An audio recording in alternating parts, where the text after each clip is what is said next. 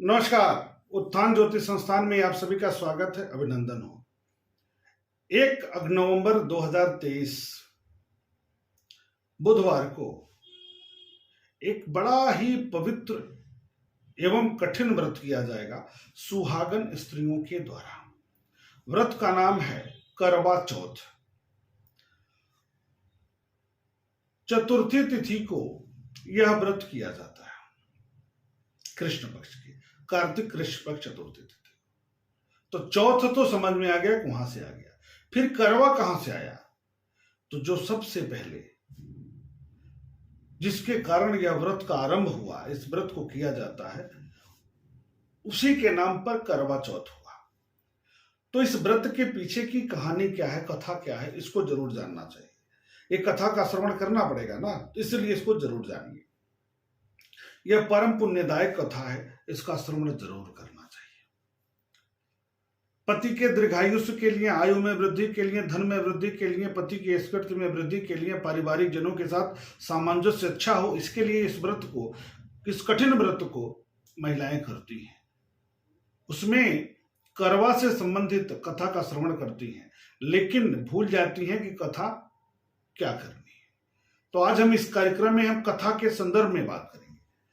पौराणिक कथा के अनुसार करवा नाम की पतिव्रता स्त्री थी। उसका पति एक दिन नदी में स्नान करने गया। स्नान करते समय एक मगरमच्छ ने उसका पैर पकड़ लिया। उसने अपनी पत्नी करवा को सहायता के लिए बुलाया। अपने सतीत्व बल के कारण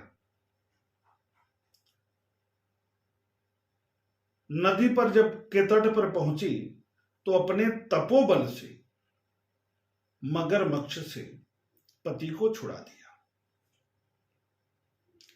लेकिन अब सती थी, पतिव्रता थी, तो अपने तपोबल से यह जानने का प्रयास की कि उसके पति के साथ ऐसा क्यों हुआ। तो यमराज के पास पहुंच गई। जब यमराज के पास पहुंची करवा, तो यमराज ने पूछा कि देवी, आप यहां क्या कर रही हैं और आप क्या चाहती हैं। करवा ने यमराज से कहा कि इस मगरमच्छ ने मेरे पति के पैर को पकड़ लिया था, इसलिए आप अपनी शक्ति से इसे मृत्यु दंड दीजिए और इसको नरक का गामी बनाइए, नरक में भेजिए।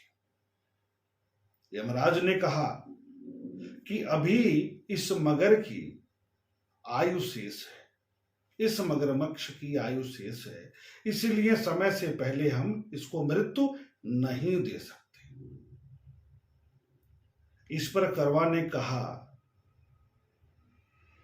अगर इसको मारकर मेरे पति को चिरायु का वरदान नहीं देंगे, अर्थात लंबी आयु का वरदान नहीं देंगे, तो मैं अपने तपोबल से, अपने पतिव्रता बल से, सतीत्व बल से आपको ही नष्ट कर दूंगी।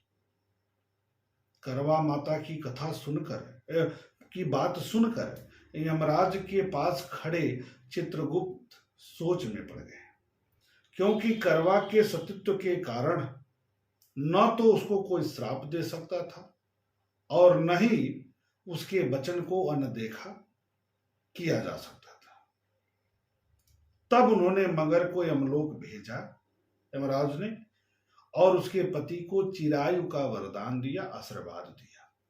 साथ ही चित्रगुप्त ने करवा को आशीर्वाद दिया कि तुम्हारा जीवन सुख, समृद्धि, ऐश्वर्य, यशकीर्ति से भरपूर हो, पूर्ण हो। चित्रगुप्त ने कहा, जिस तरीके से तुमने अपने तपोबल से अपने पति के प्राणों की रक्षा की है, उससे मैं बहुत प्रसन्न हूं और मैं वरदान देता हूं कि आज के तिथि के दिन जो भी महिला पूर्ण विश्वास के साथ तुम्हारा व्रत करेगी, पूजन करेगी, उसके सौभाग्य की रक्षा होगी। उस दिन कार्तिक कृष्ण पक्ष चतुर्थी अर्थात चौथ था। चौथ के दिन आशीर्वाद मिलने के कारण इस व्रत का नाम करवा चौथ पड़ा। इस तरीके से मां करवा पहली महिला थी जिन्होंने अपने सुहाग की रक्षा के लिए न केवल व्रत किया बल्कि करवा चौथ व्रत की शुरुआत की। इसके बाद वराह पुराण में प्राप्त होता है कि भगवान श्री कृष्ण के कहने पर द्रौपदी ने भी इस व्रत को किया था और उसका पुण्य फल उसको प्राप्त हुआ था। उसके पति की रक्षा हुई थी और विजय प्राप्त हुआ था, यश कीर्ति में वृद्धि हुआ था। इसी कारण से आज भी यह व्रत अत्यंत प्रचलित है और पूर्ण मनोयोग के साथ यदि इस व्रत को किया जाए तो निश्चित तौर पर पति के आयु में, यश कीर्ति में, धन वैभव में वृद्धि होगा, स्वास्थ्य में सुधार होगा। इस प्रकार करवा माता को प्रणाम, समस्त मातृशक्ति को प्रणाम। आप सभी को करवा चौथ की अनंत शुभकामनाएं। मुंबई, दिल्ली, लखनऊ और प्रयागराज में आप हमसे मिल सकते हैं, मिलकर जन्म कुंडली का अध्ययन करवा सकते हैं। इसके लिए आपको स्क्रीन पर दिए हुए नंबर पर संपर्क करना होगा। समय पहले लेकर के आप मिल सकते हैं। बहुत बहुत धन्यवाद। शुभ नमस्कार।